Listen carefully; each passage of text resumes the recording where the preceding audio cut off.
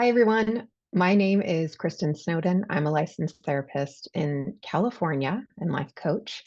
And I am here to talk about all the things that we wish we would have taken classes in growing up, which is how to do relationships with people. Or what this more turns out to be is how to navigate when things get messy. Because when you're dealing with flawed human beings, things get messy. We usually act out of our wrecked nervous system, and things don't go as gracefully or as healthily as we'd hope they would. Sometimes we extend the suffering. And this is a webinar to really help you take mindful, purposeful steps to go in a different direction and get through the pain to the transformation. So today we're going to be talking about self-care and trauma healing during your relationship crisis. As many of you chiming in are indeed in crisis. Maybe it's due to your partner's infidelity. There have been a lot of lies or emotional abuse going on, treated or untreated or known or unknown addiction, substance use disorders, damaging compulsive sexual behaviors, porn use, etc. A lot of blaming and shaming and trauma from the hands of a trusted loved one. So that's the type of relationship crises that we're going to talk about.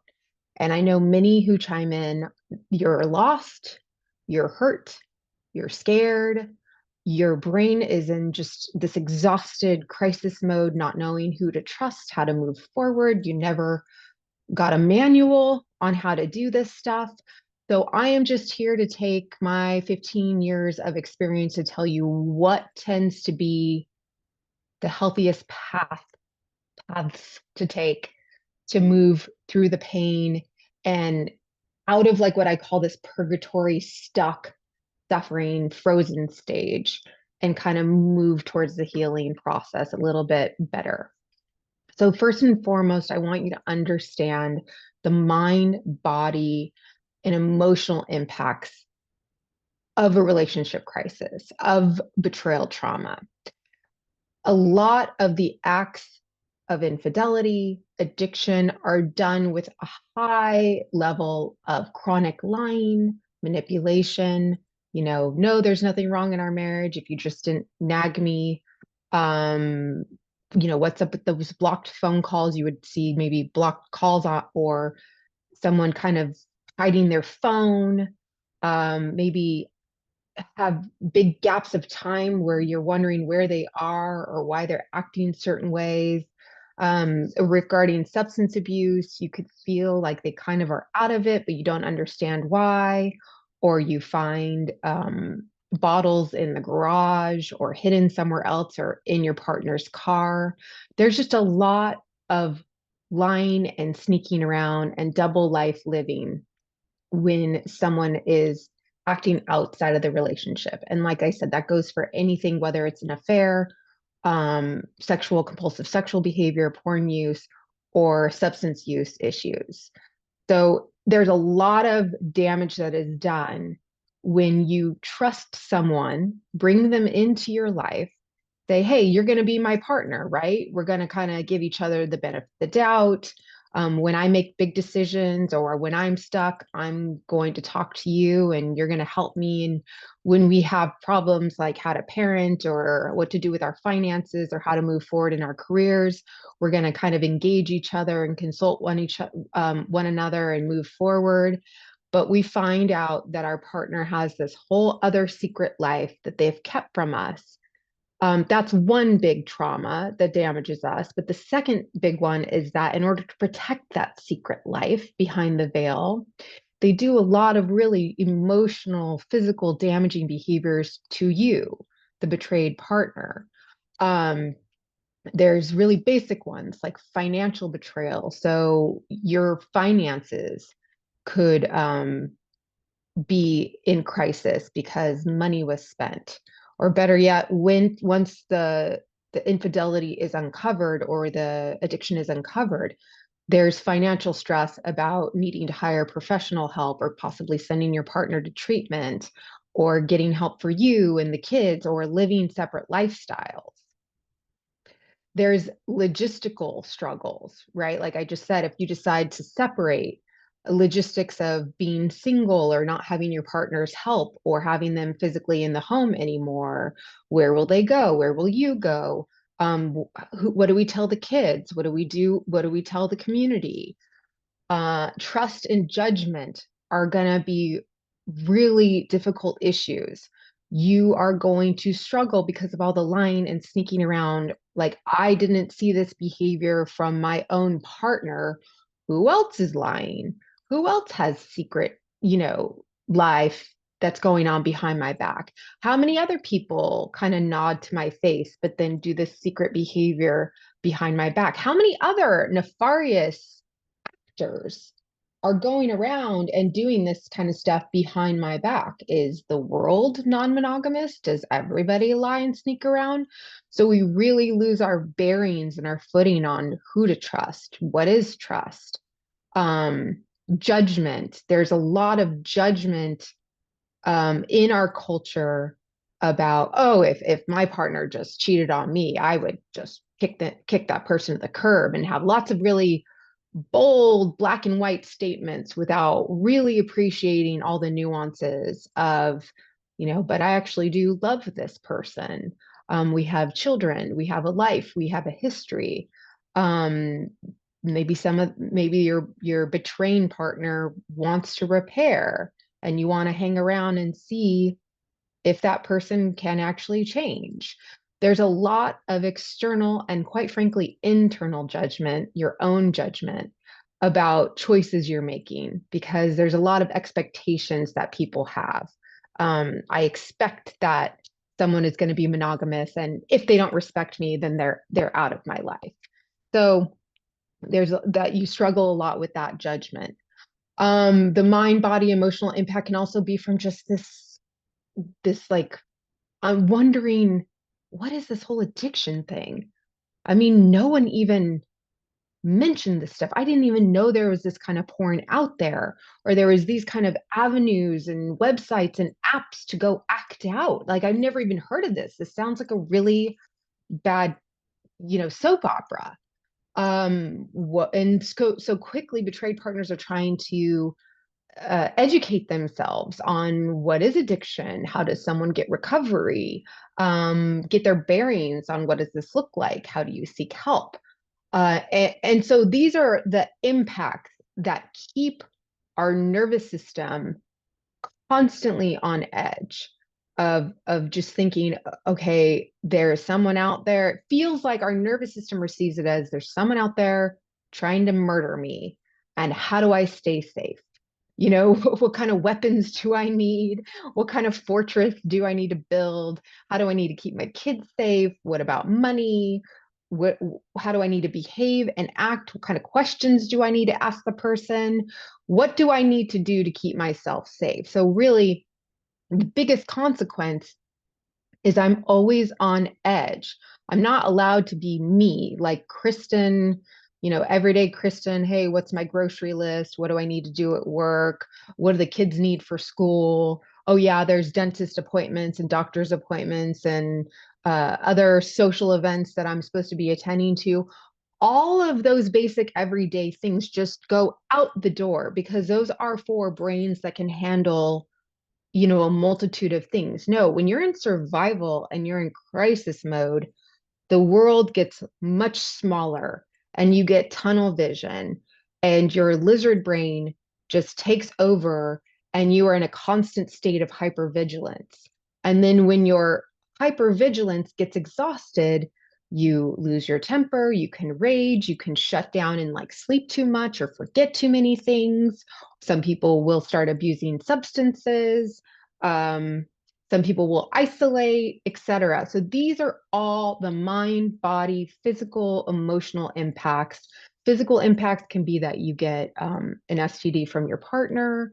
You have lots of chronic issues related to a nervous system that is completely wrecked, like gastrointestinal issues, panic attacks, trouble sleeping, etc. Those are really common.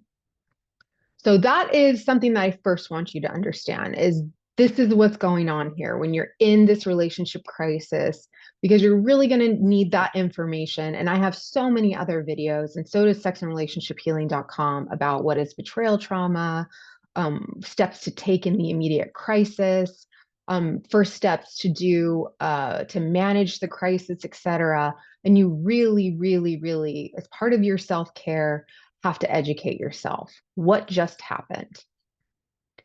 Um, the second step is you have to start setting up, where do you go from here? Your goals, what are your needs, what are your boundaries? And this is partially going to be done with the help, hopefully, of a support group of people who kind of know, they've been through this before, they've been down this path, unfortunately, and they can provide you some help, or some professionals that can help you with this information. But you have to start figuring out, okay, a bomb just went off in my home and has essentially destroyed everything. What do I need to do to rebuild? What do and what does that rebuilding look like? Do I rebuild on my own, or am I going to explore rebuilding with my partner? Who is the support team that I want to consult with while I'm figuring out how to rebuild this home? Because again, remember, my brain is hijacked. And I don't mean that in a negative, bad thing, like you're out of your mind, you're unstable, but really owning that truth releases shame and blame and judgment. So the sooner you can just own, I am in crisis, my brain is in crisis, I'm going to need to consult other people, have a support system around me, ask simple questions, and just kind of sort all these things out to switch my brain out of crisis mode and back into like Kristen, everyday Kristen mode. You're just going to need to do that while you're sorting to figure out how to rebuild this house. The next thing is, what do I need from my partner, right? So I'm setting up, what do I need to rebuild my own house? But then what do I want our communal space to look like? Do I need my partner to move out? Do I need my partner to start going to 12-step meetings? Do I need my partner to show me his or her phone, show me his or her location? I talk about all those first steps to do after the crisis has exploded. And so it's like, does your partner need to go to treatment? Do we need to go to couples therapy, or maybe should couples therapy happen farther down the line? Do we need to have him or her start going to meetings? Just other things. Do I need the person to change their environment, shut down their social media accounts, put on security systems on their internet, etc.?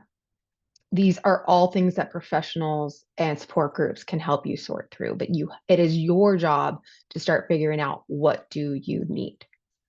And so I think, yeah, so set up your goals, needs, and boundaries. The other thing is, what do you need from your partner, as far as, if are there consequences if there's relapse, right? So this kind of plan that, okay, the bomb just exploded. You say you want to stay in this marriage or not, we don't know. But if there is a relapse, or if there's continued lying, sneaking around behaviors, these are going to be the consequences. And it's easier if you write them out. They can be flexible. You can change them. You can add to them. You can take away from them. This isn't like putting it in concrete and stone and it's permanent, because in a crisis situation, it's fluid and things change and circumstances change, but it's better to just start somewhere. So that is all a part of setting up goals, needs, and boundaries. Are there non-negotiables? Do you want to start pursuing what we call like a full therapeutic disclosure? And again, professionals can help you with that. Third step, after understanding the consequences, setting up your goals, needs, and boundaries, the third step is seek professional help. For better or worse, even if there's financial stressors because of your partner's acting out behaviors, you usually do need to spend some money on getting professionals who know what they're doing, who are experts in this field, because it makes a really big difference, in my very biased opinion, right? Because I'm one of those experts. I will say a lot of these experts, and especially in the world of addiction recovery, I feel like all of us go out of our way to offer a lot of free material. We have the sexandrelationship-healing.com. There's online like We Tonglen communities. There's 12-step groups that are all free. Al-Anon, ACA, Adult Children of Alcoholics, all these kind of Codependents Anonymous, all these YouTube channels. I have a YouTube channel, KristenSnowden.com. So there are ways to maybe mix and match free expert resources or well-trained resources with, a one time a week therapist who specializes in addiction recovery, betrayal trauma, sex addiction recovery, etc. Um, there is a strong financial impact of uncovering your partner's betrayal and kind of metaphorically blowing up your whole house. There is a cost to rebuilding it, but I think you want professionals. You want to consult with the professionals when you're trying to rebuild it to make sure you're rebuilding it healthily and you're thinking about all these contingencies that you just never even knew of because you've never had to rebuild your metaphorical house that's been exploded, that's been torn down. When you see a professional, I'd encourage you, again, to make sure the person is a addiction recovery specialist, betrayal trauma, etc., CSAT. I personally feel I have a recent video I released on the three heavy hitters of betrayal trauma, like the things that kind of keep you in purgatory in a state of suffering the most, keep you locked in a place where you're not moving forward and healing. And the three heavy hitters are, I'd like to see you working on the trauma. So how to manage your physical state of being traumatized, the stories you're telling yourself around the trauma, the shame that you might experience from being betrayed, being rejected, being abandoned, not knowing what your partner was doing behind your back, and the grief and loss, the just feelings of, I thought I knew this person. I thought we were going to build this life together. I thought this is what love was and how this person viewed me and how I viewed this person. And now it's all gone. It doesn't mean it can't be rebuilt and a new story can't be written, but you have to first acknowledge what has died, metaphorically. Also, I find, and I have other videos on trauma treatment, and the four common things you have to work on when you've been severely traumatized is acknowledge what has happened that's just not okay. All the various things that have happened to you and at you that was not okay. It's how you were robbed of the truth, the emotional abuse, all the things that I listed under understanding the impact. Have a trusted person hear you and validate you. So it could be a therapist, it could be a support community, it could be workshops, etc. Oh, I hear you. I agree. This isn't okay. Third is to go over the traumatic event or various traumatic events with downregulation tools, which I'm going to talk with you about in a moment. What we call that is like taxing the memory.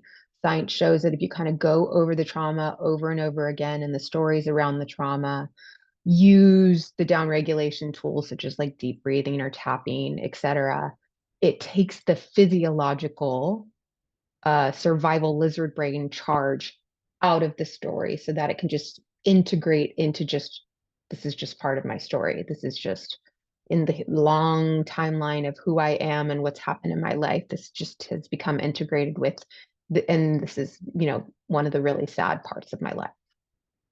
And then the fourth thing is you have to be able to create a story of empowerment around the trauma that has happened at you, to you, the way you've been victimized. And again, I have other webinars on that related to trauma, rewiring your trauma brain, healing from trauma, betrayal trauma, etc. So the fourth thing is developing a very specific self-care down regulation routine, or some people might need an up regulation routine. And when I'm saying up and down regulation, I'm saying our nervous system has lots of different electrical, hormonal, chemical impulses, and it's telling my heart to beat, and it's telling my eyes to see, and it's telling my digestion system to digest food, and it's telling the cells in my body to fight off foreign things in like viruses and bacteria and fighting and killing them off so I can all perform like a normal human being. When I'm in a state of crisis, all that stuff is going to suffer and struggle.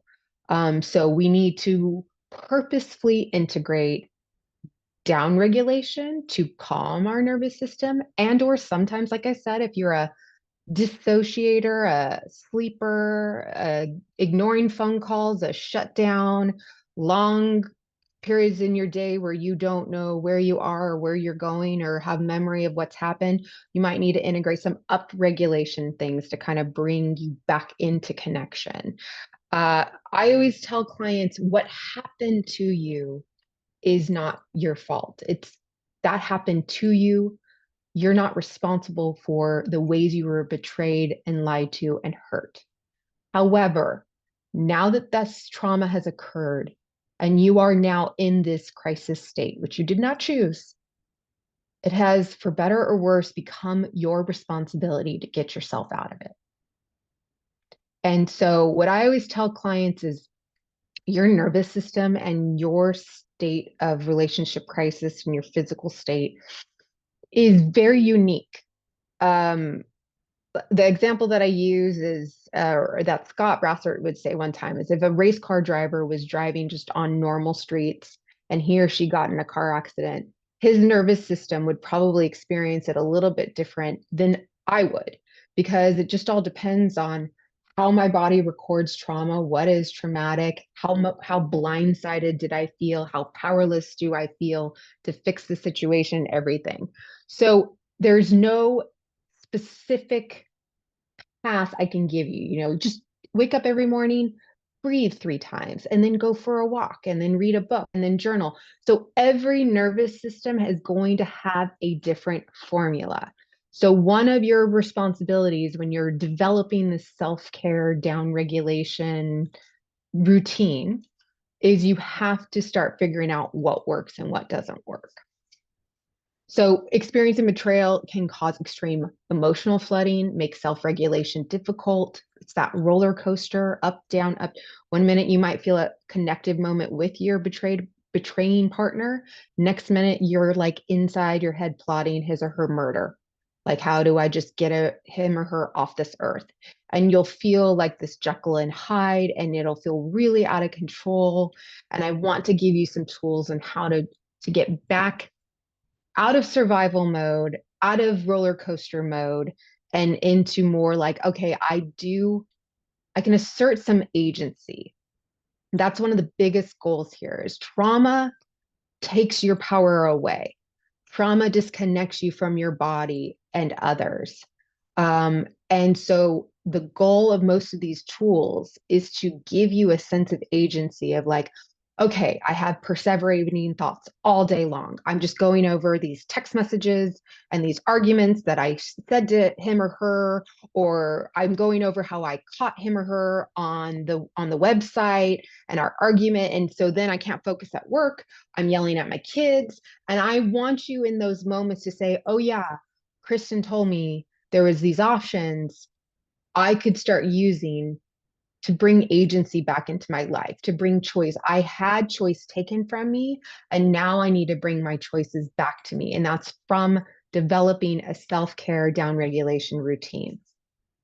So first, there's 3 big things. First, I like you to start practicing some kind of empathy and self-compassion work. I have um, some other webinars on that going into detail, like empathy and self-compassion. If you looked up Kristen Snowden, you could find them. I also think doing some parts work is really helpful. And I talk about that in other webinars too. But it's a really quick snapshot of that is I could have just found out that my partner lied about something again, and I'm enraged. I'm throwing things, I'm screaming. And then when it settles down, I might start judging myself. oh my God, when did I become this raging, angry person? I'm never going to be happy again. I'm never going to feel peace again. And parts work can help you go inside and connect with that rage part. Because really what that rage part is it's a protector.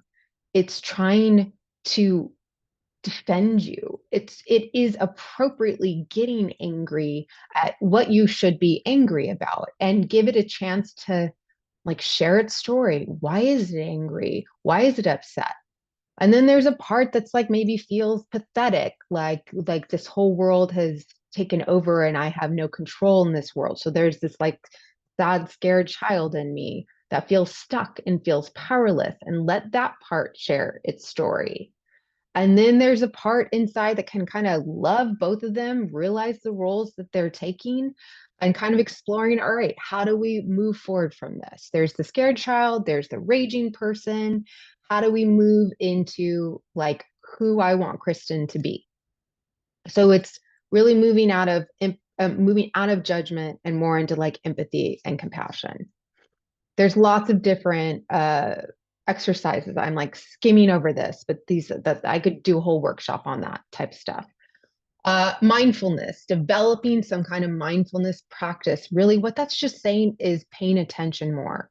Your brain is hijacked. It's going to have a really hard time paying attention to where you put your keys or the deadline you were supposed to, turn some paperwork in, or you were supposed to return that phone call or some kind of detail. Your brain is going to have a really, really, really hard time paying attention when it is in crisis. So, mindfulness is really just figuring out anything that helps you get back into your body, into a state where you can even just like hear me and listen to me. Like, how many of you during this webinar have you just darted off and thought about, oh my gosh, that phone call? Oh my gosh, I can't believe he or she did this. Oh my gosh. And it's the mindfulness practice is moving back into like, no, I'm just going to look at Kristen's face. No, I'm just going to feel my butt in this seat. No, I'm just going to kind of take a deep breath, kind of look up, straight up. That can kind of reset the nervous system sometimes and plug back in. Be purposeful and mindful of paying attention. That's bringing agency and choice back in. Reconnect with my body, reconnect with my intentions. Remember those goals that I wrote out, those non negotiables, those boundaries. Oh, yeah, that's what I'm moving toward. What am I feeling, right? That parts work, anger, judgment, pathetic, scared, all those. That's all part of these mindfulness practices. And then, I was going to share, let's see if I can share my screen. I have what I call my menu of down and up regulation techniques. So this is just what I call this laundry list of things. I'll try to remember to post it on my website, Kristen Snowden, under my free resources. But this is a really short, easy to access list. I just kind of call it my menu of items where, okay, what do I need to do? Do I need to do big sighs? Like, sometimes I do that. I notice that when I'm getting ready in the morning and my body feels stressed, I do this natural sighing system. That is a calming reset system. Going to therapy, does that help? Getting, punching a punching bag, screaming into pillows, doing some kind of yoga or sitting and meditating. I'm not a sit and meditate person. I try to do guided meditation, but like my nervous system needs to do something physical. So maybe I could do more of like a yoga, being in my body while I'm moving my body, dance, stand on one foot. You have to move to a higher functioning system by standing on one foot, having some kind of spiritual religious practice, animal therapy, animals petting, hugging, caring for them can bring you back into your body. If you're like a down-regulated person, maybe you need meaning you're a dissociator, sleeper, disconnector. You need to pick some things that bring you back to life again. Going for walks, being out in nature, having the sun on your body, etc. That's a list of things that when you're trying to bring agency back into your life, it's your responsibility to try these various things and bring them into a daily routine. Okay, when I am feeling overwhelmed, I'm going to go for a walk. When I need to make sure I'm at least trying to sleep a certain amount of hours, but not too many, right? But definitely not only 3 hours a day. And sleep is really important because that's where our brain reconsolidates. That's where our brain, starts making sense of the madness of the past 18 hours, etc. It cleans things out. Exercise. I think I said eating right. That can be really important. And sometimes medication, right? Sometimes we need to use medication to help what we aren't unable to do organically. And that's okay. There's no judgment or nothing bad about needing psychotropic medications. You can talk to your doctor about that. All right. Build your support network. That is number 5. Build your support network.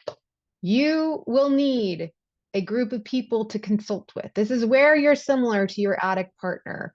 Addicts, except for very different reasons, addicts just make poor choices. They don't put them through the typical filter system that we do. We consider like who we are, how other people would experience us, how people, our choices impact other people. Addicts really struggle with that for various reasons. When we're in a state of crisis, and our body's overwhelmed and our lizard brain has hijacked everything, we too will struggle with that. We'll struggle with making the next best choice. We'll struggle with down regulating. We'll struggle with remembering who we are and what our goals are. We'll struggle with seeing the big picture. We'll struggle with knowing if we'll ever get out of this, or if this is going to be the rest of our life, and then kind of give us those feelings of hopelessness. So we need groups, we need support groups, we need workshops, we need friends, we need online communities, we need 12-step groups, to help us make the next best choices and to also hold us accountable to those lists of goals and non-negotiables and boundaries and all the things that we said we needed to rebuild our house and feel safe again, and the things we asked from our partner to feel safe again. So not only that, we need them for accountability and we need them for healthy decision making, but we need humans for healthy co-regulation. I always joke that we have these superpowers in us. I can come into a room and I can make my arms have really big gestures and really loud voices and use really big words or cuss a lot, because I've been known to do that every once in a while. And that will upregulate your stress hormones, your heart rate, and suddenly you will match my heart rate and my stress and my upregulated state. Or I could come in, just use this calm, what I call like Glinda the Good Witch. Like, what are we doing today? How are we going? Like, what's going on in life? What do we want to do? Eye contact. And suddenly you could be upregulated, but my downregulated state will start matching yours. And so we need physical proximity. And this is the tough thing about being betrayed. We have just been harmed by another human's lies, sneaking around, um, asserting to be something that they're not. And so I'm asking you to do what would be considered like the most scary thing you've been asked to do, because I'm asking you, yeah, you've been betrayed by this person. This person is not healthy, safe, trustworthy, but I need you to go find a few others who are. And so I understand that's a big ask, but I swear there are several reasons. And I just don't really know anybody who makes it through this live without the help of a supportive community. So we need them for co-regulation. We need physical proximity and physical contact. We need safe face expressions and body language and tone of voice to cue safety. We need them to help us with decision making and accountability. We need them to help us rebuild our own trust and vulnerability and instincts. There's lots and lots of reasons. And then I'm just going to draw this all together and say planning and scheduling these self-care routines are going to be paramount to getting through this crisis. The parallels I'm going to use to help you understand this is, I've mentioned this before, the military. When the military is preparing to deploy, to go out and, go to their war environments, They drill over and over and over again. They keep a very regimented environment. We wake up at 6, we eat at 7, we get dressed in this specific uniform. All of you wear the same thing. Then we go do this type of exercise. Then you go to do this training class. Then we prepare to, build our weapon this way. And then we march. And then we collect together again to eat at this cafeteria. There is a strong emphasis on routine and structure because the idea is when the S hits the fan, when they are in those environments of wartime scenarios where they should feel like they're in a constant state of crisis, threat, fear, they fall back on routine. They fall back on their community, their battalion, their platoon, their group, and they fall back on routine. We drilled it a million times. I can do it in my sleep. I actually don't need my high functioning Kristen brain. My lizard brain can actually put my weapon together and go out and follow orders, for better or worse. You could have criticism about it, but that's the idea, is that if you build in a structure and a routine to this process, when your brain gets hijacked and is in crisis mode, it gives you something to fall back on. And plus, by the way, addicts, when they're getting recovery, they encourage something similar. 90 meetings in 90 days.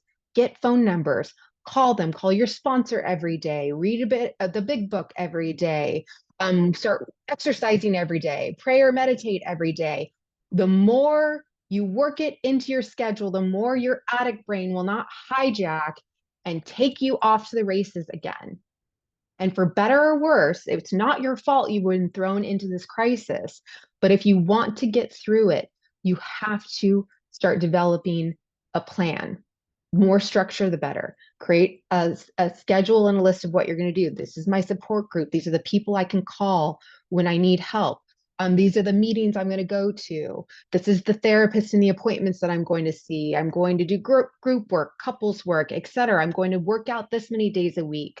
I'm going to make sure I sleep this much or go to bed at this time and not watch this much TV or not watch this much social media. I'm going to listen to these podcasts when I go for my 30-minute walk. This is the boundaries chart that I'm going to look at over every day. I'm going to journal this every day. I'm going to do yoga. I'm going to sing and dance to music, etc. I'm going to sit and pet my dog or spend this time with my kids. You have these choices. Bring them back into your life. What happened to you is not your fault, but now you have choices of how you want to handle it. And I'm going to close with just letting you know that I have a workshop that's opening up January 10th. We're going to be doing Brene Brown's Daring Greatly. So you can find the information on kristensnowden.com. And also, I have my YouTube has almost reached 30,000 subscribers. So I'm encouraging everybody to subscribe to Kristen Snowden on YouTube if you haven't, because I'm going to be offering a pretty big gift to everybody who's a subscriber to just say thank you. I'm proud of these free resources that we offer all of you. And I want to offer a gift to you also to celebrate this milestone. That's it.